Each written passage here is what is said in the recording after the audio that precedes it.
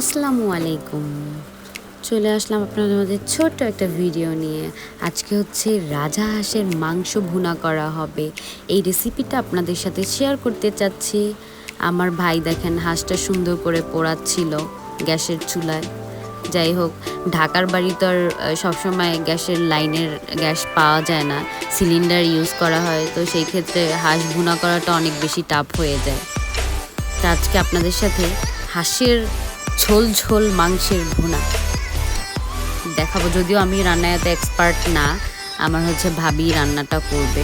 যাই হোক, প্রসেসিংটা করতেছিল সব কিছু। আর এই দিকে হচ্ছে হাঁস সুন্দর করে পুড়ে, মানে ছোট ছোট যে এগুলা থাকে ওগুলা সুন্দর করে পোড়ানো হয়েছিল। আর এদিকে হচ্ছে ভাবি সুন্দর করে হাঁসটা কেটে ধুয়ে পরিষ্কার করে নিয়েছে।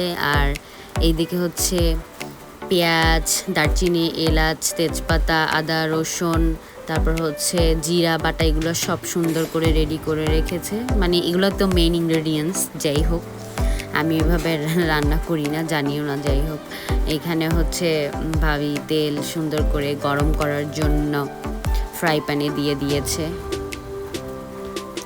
তারপর সুন্দর করে হালকা আছে সুন্দর করে ভেজে মশলা কষিয়ে হলুদ মরিচের গুঁড়া সুন্দর করে দিয়ে তারপর হচ্ছে মশলাটা কষিয়ে নেবে। তো কষানোর শেষে আমাদের গ্রামের বাড়িতে তো কিন্তু এই মশলা কষানোই বলে। যাই হোক, আপনারা আবার ভুল ধরেন না।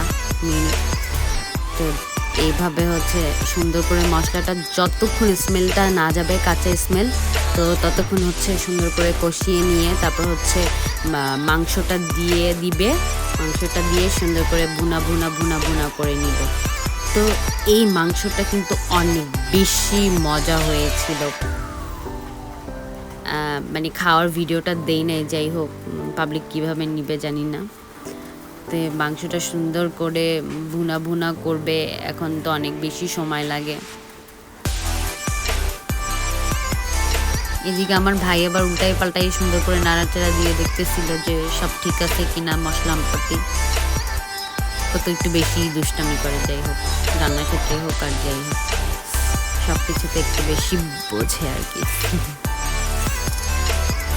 তো আমি কি করবো, বসে বসে বোরিং হচ্ছিলাম। তো আমি ভাবছি একটু আইসক্রিম খেয়ে, আইসক্রিম ফ্রিজ থেকে নিয়ে খাচ্ছিলাম আর হরর ফিল্ম দেখছিলাম। আপনারা কে কে হরর ফিল্ম পছন্দ করেন অবশ্যই জানাবেন। অনেক বেশি ভয়ঙ্কর ছিল গাইস এই ছবিটা। যাই হোক, নামটা না বলি।